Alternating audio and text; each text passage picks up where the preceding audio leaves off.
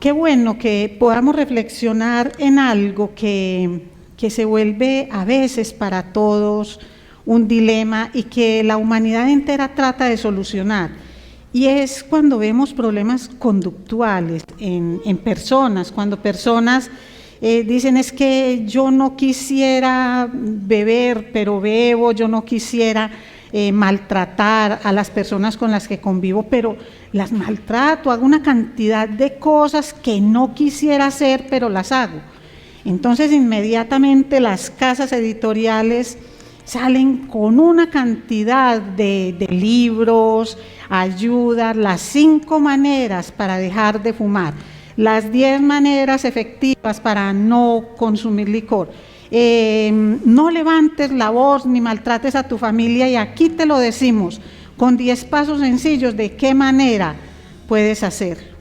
Y bueno, sabemos, no es sino mirar a nuestro alrededor y vemos la dura y la triste realidad. No es por falta de libros, no es por falta de ese tipo de ayudas que la gente sigue como sigue, sino que a lo mejor lo que estamos haciendo es acudiendo a algo que realmente no es lo que nos va a brindar la solución.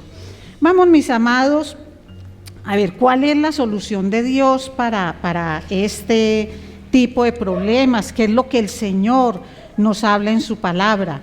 Si el Señor reconoce o no que esto es parte de la vida de las personas.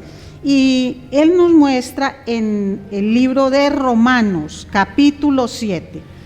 Romanos, capítulo 7. Y vamos a leer desde el verso 14. Vamos a hacerlo con todo nuestro amor y reverencia, una lectura larga, pero es indispensable que la hagamos de esa manera para que el Señor nos dé el mensaje completo. Dice así la palabra del Señor en Romanos capítulo 7 desde el verso 14. Porque sabemos que la ley es espiritual, pero yo soy carnal, vendido a la esclavitud del pecado. Porque lo que hago no lo entiendo, porque no practico lo que quiero hacer, sino lo que aborrezco, eso hago. Y si lo que no quiero hacer es lo que hago, estoy de acuerdo con la ley, reconociendo que es buena. Así que ya no soy yo el que lo hace, sino el pecado que habita en mí.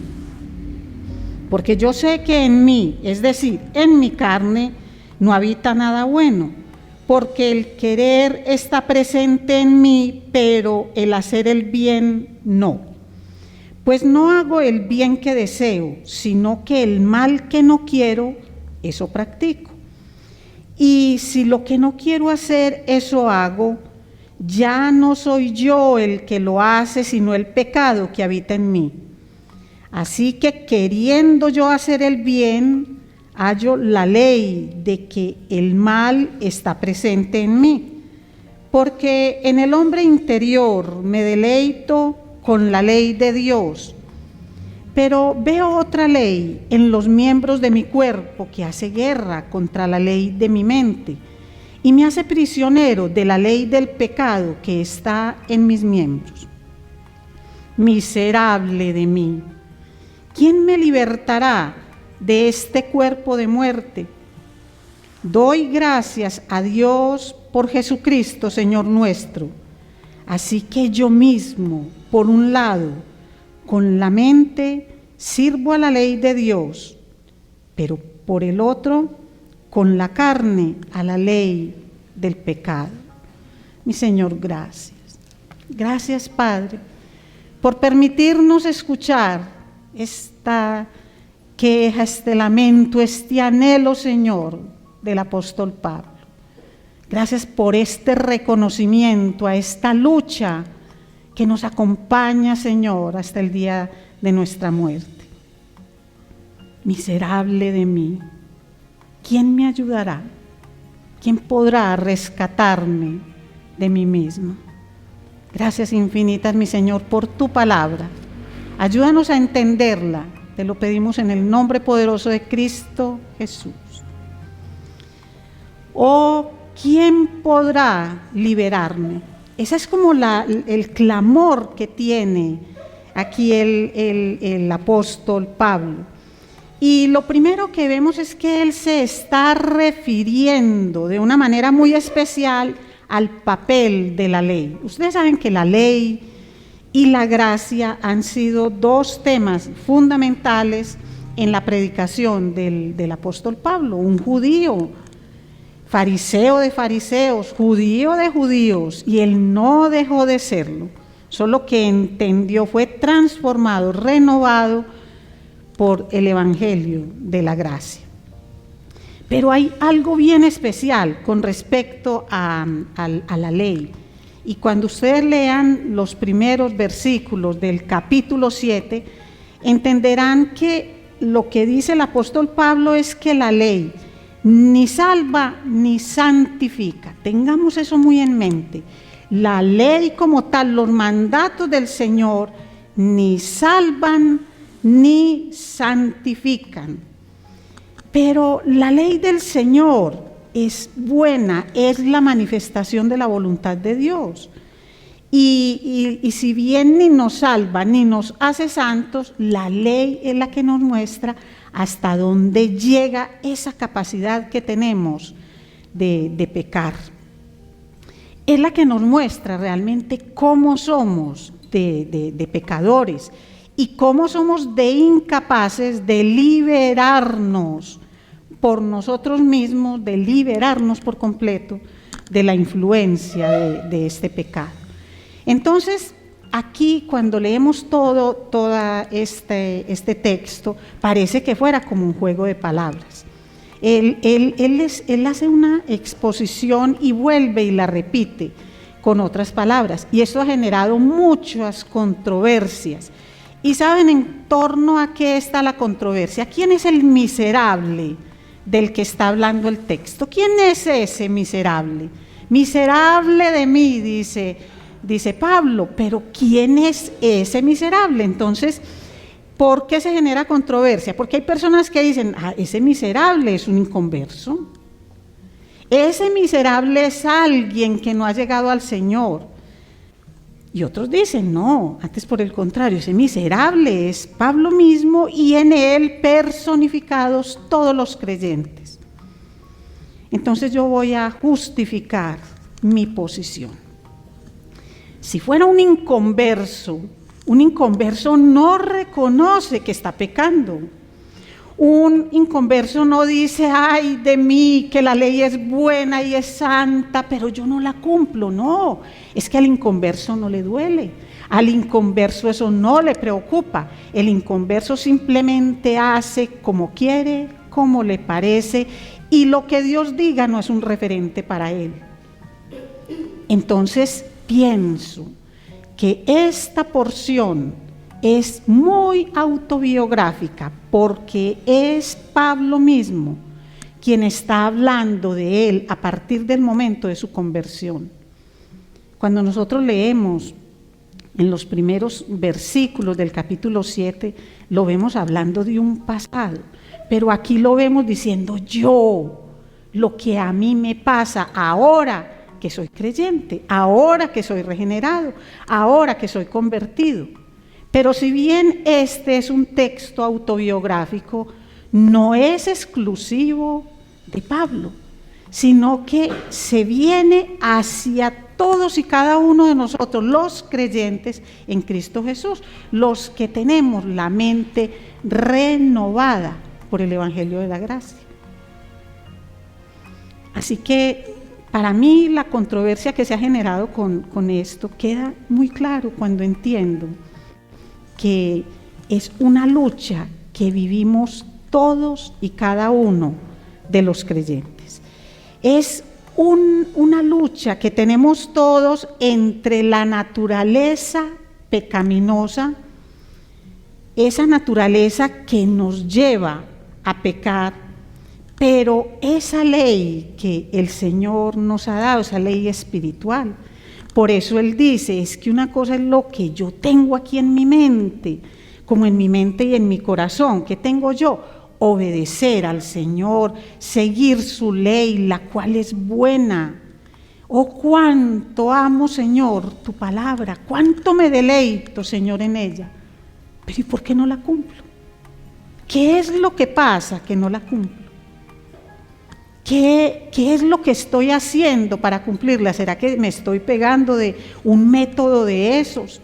¿O realmente me estoy pegando de quien debo hacerlo, de la manera como debo hacerlo? Entonces, aquí eso es lo que muestra.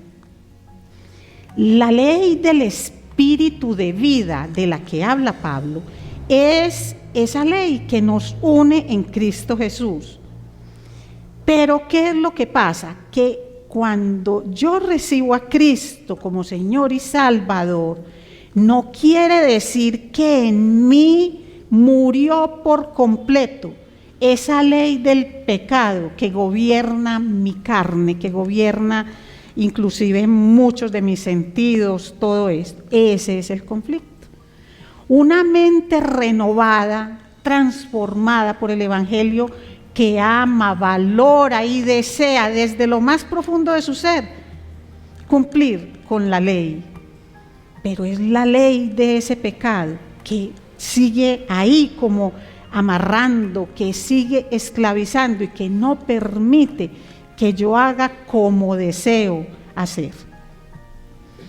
Y esa es la lucha de los que buscamos obedecer a Dios. Solamente cada uno mire, solamente cada uno, y verá que esa es una lucha permanente.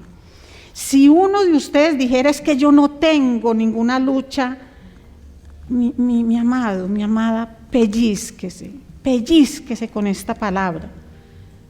Porque es que entonces está por fuera de este planeta y de esta carne. Y nosotros no logramos hacer eso. Nosotros no logramos hacer eso. Por eso es que aquí en el versículo 14, ¿qué dice? ¿Cómo empieza Pablo diciendo? Porque sabemos que la ley es espiritual, pero yo soy carnal, vendido a la esclavitud del pecado, vendido a la esclavitud del pecado. Es decir, aquí lo que está diciendo es que mientras yo esté en esta existencia física, algo dentro de mí, algo por dentro, me empuja, me lleva a hacer aquello que no quiero hacer. No es por falta de conocimiento. Yo creo que lo vemos todos, lo sabemos todos. ¿Quién de nosotros peca porque no sabe? ¿Quién no sabe que mentir es pecado? Entonces yo no puedo alegar una ignorancia. No, yo no puedo decir que no sé. Yo lo he leído, yo lo sé. De hecho, el Señor puso conciencia en cada uno de nosotros, hasta el punto que mucha gente, aún sin leer la palabra, personas que ni siquiera aman a Dios, no lo quieren reconocer, tienen conciencia. ¿Por qué? Porque es que la conciencia es la manera como Dios fijó la ley en nosotros. La gente sabe qué es bueno y qué es malo. La gente sabe que no mata, que no debe matar. Bueno, menos nuestro gobierno colombiano que autorizó matar hasta las 24 semanas y te estorba mucho lo que viene en camino. Entonces, eso es lo que pasa al interior de nosotros, carnales, vendidos al pecado. Es decir, que no tenemos dentro de nosotros la capacidad para de una manera total, radical, someternos a la ley de Dios, que es la manifestación de la voluntad de Dios. Entonces, sí sabemos que hemos sido liberados del dominio del pecado, porque por eso fue que Cristo murió en la cruz, para pagar el precio de ese pecado. Es decir, el pecado a nosotros no nos domina, pero sí tiene una influencia muy grande sobre nosotros. Entonces tengan en cuenta esas dos palabras. El dominio, el pecado no nos domina, pero sí ejerce una influencia tremenda sobre nosotros. Y no solo sobre el creyente, sino sobre todas las personas. Es decir, que una persona puede ser regenerada, es regenerada, su mente transformada cuando recibe a Cristo como Señor y Salvador. Pero eso no implica que recibo a Cristo como Señor y Salvador e inmediatamente me convierto en alguien que nunca, jamás hace nada malo, piensa nada malo, comete ningún pecado. Eso no lo puedo decir, yo no puedo decir eso. Lo que sí puedo decir es que cuando la persona es renovada en su mente, recibe el Espíritu Santo, recibe a toda la Santísima Trinidad que la ayuda en ese proceso, que de forma especial es el énfasis que hace el capítulo 8 del libro de Romanos. Entonces, Pablo lo que hace aquí es como invitarnos, vengan y yo les voy a compartir cómo ha sido toda mi lucha, cómo ha sido mi vivencia cristiana. Y ustedes van a cobrar ánimo en esto, porque sabemos todo de Pablo y lo admiramos mucho. Pero entonces a veces nos quedamos solo diciendo, ay, ese Pablo. ¿Cuál sería pues el aguijón entonces de Pablo? Entonces tiene que ver es con un área de pecado. Y empezamos a una cantidad de especulaciones. Y lo que él nos invita no es aquí un texto de estos, que es autobiográfico, nos coloque a nosotros como simplemente criticones y espectadores. Eso es Pablo. Eso es Pablo que hacía aquello, sino, ven, es que tú también. Involúcrate en esta autobiografía que estoy haciendo, porque así como ha sido mi lucha, es tu lucha. Entonces, esa es la contradicción que hay en la vida de Pablo. No hace lo que quiere y en cambio hace lo que detesta. Y miren algo, lo dice un hombre que dejó todo por seguir a Cristo. Lo dice un hombre que soportó prisiones, que soportó latigazos casi hasta morir, que se tenía que volar metido entre una canasta para poder que no lo mataran. Un hombre que aguantó hambre, frío, naufragios. Y uno dice, pero, y entonces, ¿qué es eso? ¿Qué es lo que él hace que detesta? ¿Qué es lo que él hace tan horrible que él detesta? Lo que pasa es que todo pecado es horrible delante del Señor. ¿Y cómo sabemos que es horrible? Cuando sabemos el precio que Jesús pagó para pagar el precio de eso. En cambio nosotros hacemos relativo el pecado, nosotros lo trivializamos y nosotros jugueteamos muy fácil con eso. Así como jugueteamos con la gracia, que realmente es la dádiva del Señor. Por eso decía Pablo, ¿y entonces qué? Pues pecaremos mucho para que la gracia sobreabunde. No. En ninguna manera, eso no es lo que él está diciendo.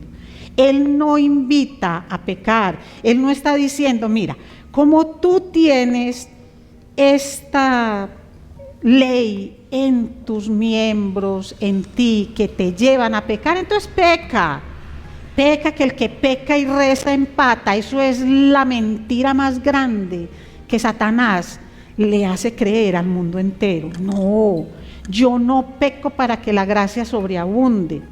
Que somos pecadores, sí, pero ¿y entonces qué es lo que hace el Señor en nuestras vidas? ¿Cuál es el poder del Señor en nuestras vidas?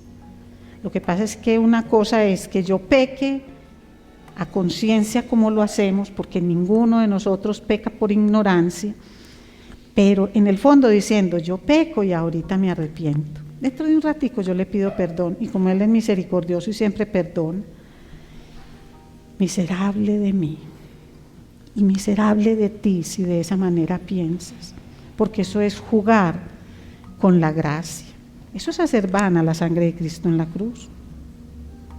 Y todos abusamos de la gracia, todos, y el Señor lo sabe. y Él nos ama por encima de nuestro pecado. Pero debemos disponernos para algo que sea diferente. Cuando entonces se describe de esa manera, yo no puedo evitar decir, ¿quién es el miserable de este relato? Y yo me siento miserable de mí. ¿Quién me va a ayudar? ¿Quién me va a liberar? ¿De qué manera? Porque es que yo le entrego la vida a mi Señor, pero también algo dentro de mí hace que me rebele contra eso, y a veces en formas muy sutiles, pero que igual ofenden al Señor. De la misma manera lo ofenden. La sutileza con la que yo peque y lo oculto de mi pecado no quiere decir que yo no lo cometa y que no ofenda al Creador con esto. Entonces miren, la solución a esta lucha no es un programa, la solución a esta lucha no es comprar otro libro de autoayuda, no es comprar otro libro cristiano donde nos digan las 5 formas de recibir al Espíritu Santo de Dios en su vida. No es un programa. La solución a esto es una persona, y esa persona es Cristo Jesús. Lo que pasa es que nuestra cultura, ¿a qué nos invita? Nosotros tenemos un problema y nuestra cultura nos dice, no, vea, usted tiene que esforzar y usted tiene que hacer que las cosas pasen. En mi casa utilizamos mucho esa frase para motivar a nuestros hijos. Desde pequeños les decíamos, vas a estudiar, te vas a esforzar, vas a aprender cosas, pero el mundo no lo va a hacer por ti. Tú debes hacer que las cosas pasen. Pero esto no funciona a nivel espiritual, porque si tú haces que las cosas pasen a nivel espiritual para zafarte del pecado, estamos hablando de una salvación por obras, y sabemos que no es así. Nosotros debemos reconocer lo impotentes y lo incapaces que somos a la hora de vencer ese pecado. Sabemos que Él queda en nosotros. De hecho, cuando nosotros somos tentados, ¿qué es lo que nos dice Santiago? ¿Que de dónde viene la tentación? ¿Viene de Dios? No. De tu propia concupiscencia. ¿Y qué es la concupiscencia, mis amados? Si no es ese lugarcito por allá tan maravilloso donde atesoramos el pecado, donde lo guardamos, Él está allá, Él no desaparece de nuestra vida. Por eso, aquel que se sienta tan seguro, mire que no caiga, porque precisamente es cuando la persona dice, no, yo ya lo hice. ¿Saben algo? Vea, esta lucha la tiene el que hace 5 minutos recibió a Cristo como Señor y Salvador, que todavía se siente, algunos pues dicen, uy, ¿yo qué hice? Pues esto, ¿sí será? ¿O será que me lavaron el cerebro? Bueno, pues yo ya hice ahí una oración de fe. Y empieza y pasa un día, 2 días, y sigue todavía rascándose la cabeza. Y empieza a luchar, porque empieza el mundo con toda su cotidianidad, con todo lo que siempre hacía, a invitarlo. Ven, sigue como venías, y empieza esa lucha. Puede llevar 1, 2 días, 2 semanas de convertido, y tiene esa lucha. Pero ¿saben algo? Esta lucha no disminuye con el tiempo que tú lleves como creyente. Antes, por el contrario, se puede aumentar. Puedes ya llevar 50, 60 años como creyente, estar ya casi a punto, pues lo mira uno cuando habla de edad de entregarle el espíritu al Creador, y seguirás con esa lucha. Por eso Él dice, como en un grito ensordecedor, Él ahí no lo dice como miserable de mí, como decimos nosotros a veces. Es que yo soy pecador, pero usted también. Así que quédese callada y no me diga nada. No, miserable de mí, yo soy una porquería. Y lo dice una persona tan espiritual, y es que hay algo, mis amados, miren, a medida que la persona tiene más madurez espiritual, más pecador, embarrado, cochino y sucio se siente. Porque a medida que yo dimensiono más al santo, santo, santo, yo no puedo dejar de mirarme como un trapo de inmundicia. Así que porque yo llevo mucho tiempo con el Señor, o me he leído varias veces la Biblia y tengo una cantidad de conocimiento acumulado, si creo que por eso ya estoy aparte de esta lucha, pellizquese mi hermanito, mi hermanita, pellizquese, porque tiene una viga así de grande de orgullo espiritual que no le permite ver su bajeza, pero no le permite al mismo tiempo ver su grandeza. Esa es la lucha y esa es la contradicción. Ustedes que creen que Pablo no conocía lo que era hacer el bien. Claro que sí lo conocía y deseaba hacerlo, pero ¿qué terminaba haciendo? Lo que aborrecía. El conocedor de la ley sabía, por ponerlo en dos partes, qué era lo bueno y qué era lo malo. Él anhelaba, deseaba hacer lo bueno y aborrecía lo malo, y de pronto terminaba haciendo aquello que aborrecía. Esa es la lucha. Por eso el miserable de esta porción soy yo. Por eso esa porción no es para que yo me siente a señalar a Pablo, sino para que yo diga: uy, Pablo, me pusiste un espejo y me estoy viendo yo, estoy viendo mi lucha. Eso es lo que yo estoy viendo y eso es lo que Él nos muestra. Miren, no nos gloriemos porque no matamos, no robamos, plata al menos.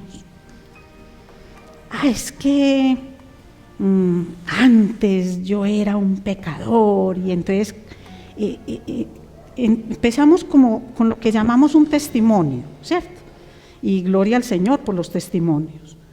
Pero entonces hay personas que se concentran en mostrarle a la persona, al auditorio que tienen, uno al que están evangelizando, una congregación completa: yo era lo peor del mundo y hacía, en fin, un derroche de pecados. Pero ahora nueva criatura soy. Amén por eso. Pero con una lucha como esta. Así que no debemos mostrarle a la gente que entonces ya porque recibimos a Cristo como Señor y Salvador, somos exentos de esta lucha, sino que decimos con vergüenza: confieso mis pecados del pasado, Señor, pero te clamo, Señor, por mis pecados actuales. Te clamo, Señor, por mi debilidad, porque queriendo hacer lo bueno no lo hago, sino lo malo, aquello que aborrezco. Entonces no debemos sentirnos que ya la hicimos. Miren, la vida cristiana es como una lona en un ring. Ahí estamos en una lucha permanente. Entonces, ahí no podemos declararnos victoriosos cuando todavía falta mucho. ¿Y cuánto falta? No lo sabemos.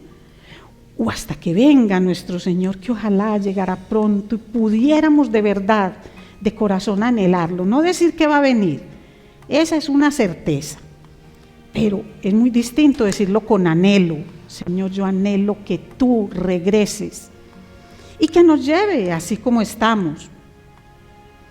Entonces, una cosa es que entendamos, estamos viviendo esa lucha, pero nosotros en esa lucha no estamos solos, mis amados.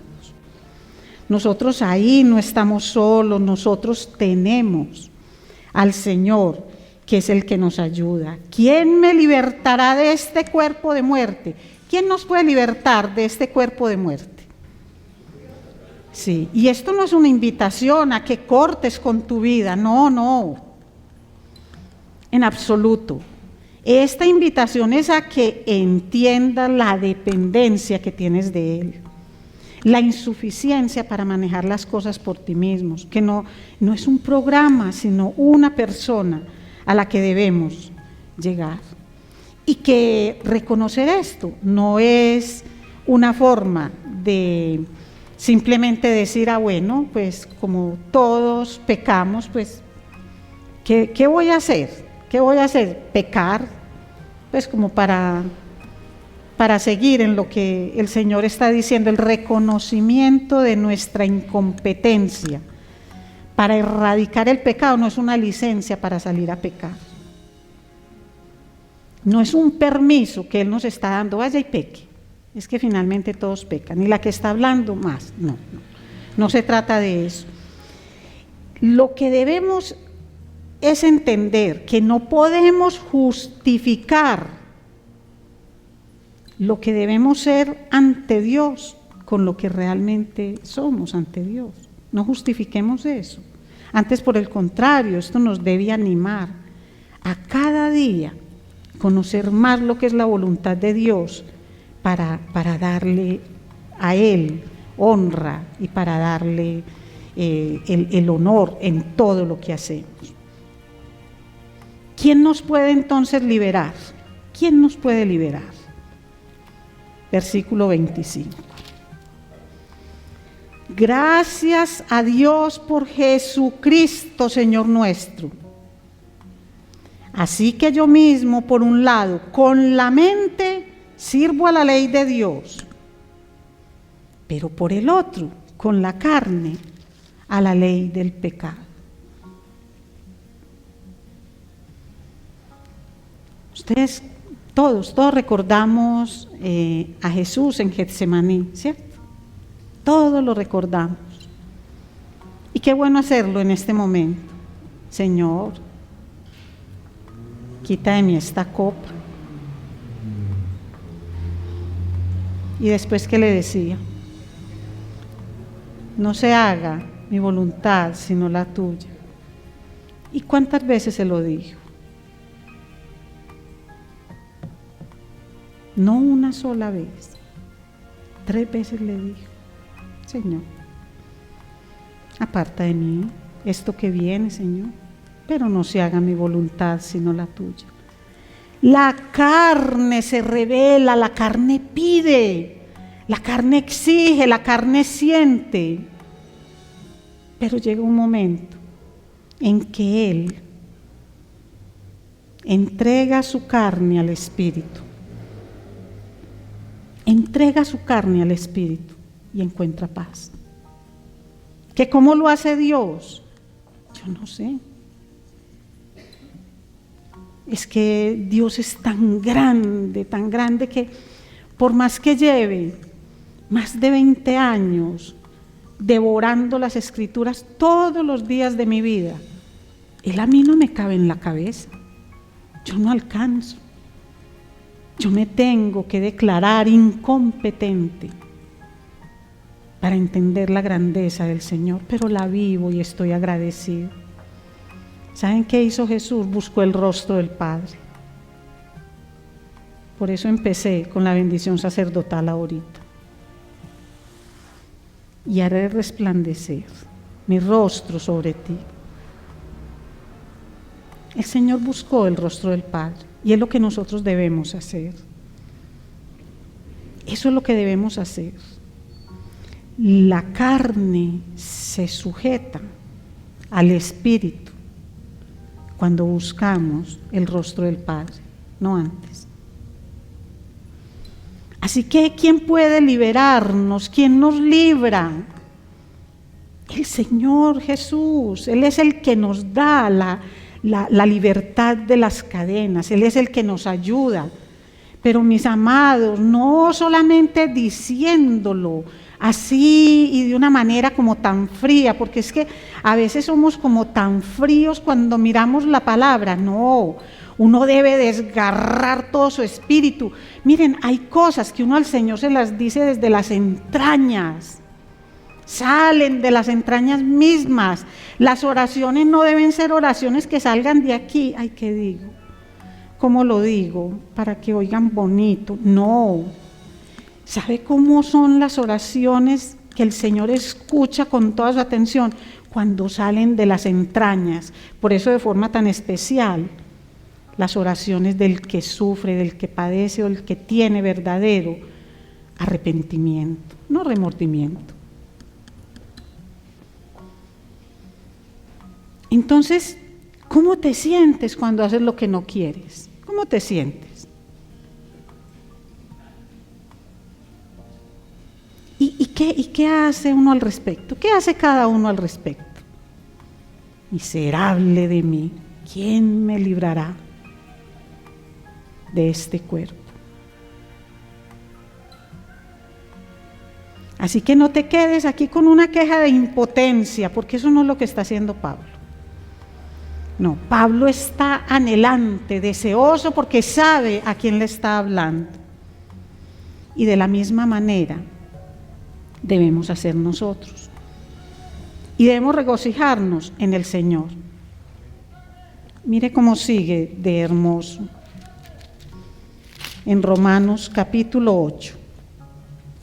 Por consiguiente, no hay ahora condenación para los que están en Cristo Jesús, los que no andan conforme a la carne, sino conforme al Espíritu. Porque la ley del Espíritu de vida en Cristo Jesús te ha libertado de la ley del pecado y de la muerte.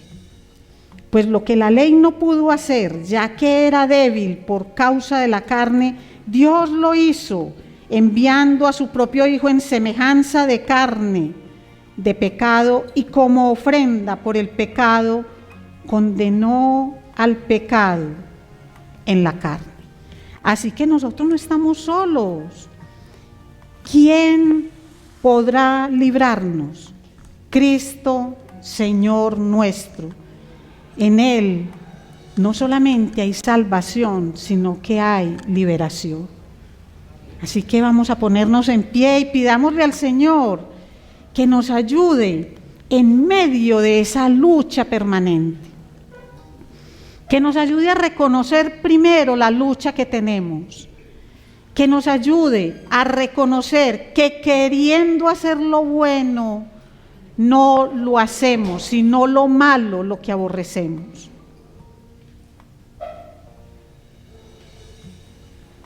¿Y qué hacemos? No es conformarnos con lo que el pecado quiera hacer por nosotros, porque Cristo pagó en la cruz ese precio de liberación del pecado. Y esa es la invitación que nos hace a reconocerlo, a tenerlo con nosotros, a no sentirnos simplemente libres y ya, que no tenemos nada que temer, tenemos todo que temer, porque Satanás anda suelto como un león rugiente que nos quiere devorar. ¿Y a quién es al primero que devora? Al que se siente muy seguro, al que se siente muy tranquilo y deambula por sus territorios, como si nada le fuera a pasar. Hoy el llamado es a que evaluemos nuestras propias luchas. Pablo no dice qué era lo que hacía y que aborrecía, pero Pablo sí nos dice que lo hacía. Y nos enseña esto para que nosotros sepamos que tenemos nuestras propias luchas. Mi Señor, y te pedimos tu ayuda. Señor, gracias por mostrarnos lo incompetentes que somos, lo incompetente que soy, Señor, miserable de mí. ¿Quién podrá librarme de este cuerpo que atenta contra todo lo tuyo, Señor? Una mente y un corazón en los cuales están depositados de manera especial tu palabra, tus mandatos, tus enseñanzas, pero un cuerpo que va en contra de esto. Miserable de mí. Señor, pero no lo digo ni lo decimos, Señor, porque estemos vencidos, acabados, sino porque tenemos plena conciencia de tu poder y de tu grandeza, Señor. Padre, gracias por lo que has hecho en nuestras vidas y gracias, Señor, porque tú nos harás entender y nos mostrarás, Señor, nos enseñarás el camino en que debemos andar cada día, porque sobre ti fijas, sobre nosotros, Señor, fijas tus ojos. Sobre ti fijaré mis ojos, dice Señor, sobre esta miserable que pone su cuerpo al servicio de la ley del pecado. Señor, gracias. Gracias porque este no es un mensaje para llenarnos de culpa, es un mensaje de liberación, es un mensaje de esperanza, es un mensaje de reconocimiento que yo no puedo, pero que tú estás ahí todo el tiempo luchando, porque me arrancas de las garras del pecado, porque me arrancas de esa influencia nefasta que tiene sobre mí y sobre cada uno de los creyentes. Padre, gracias, gracias infinitas, mi Señor, por mostrarnos que es acudiendo al rostro del Padre como podemos hallar paz para nuestro espíritu. Gracias te damos en el nombre poderoso de Cristo Jesús. Amén.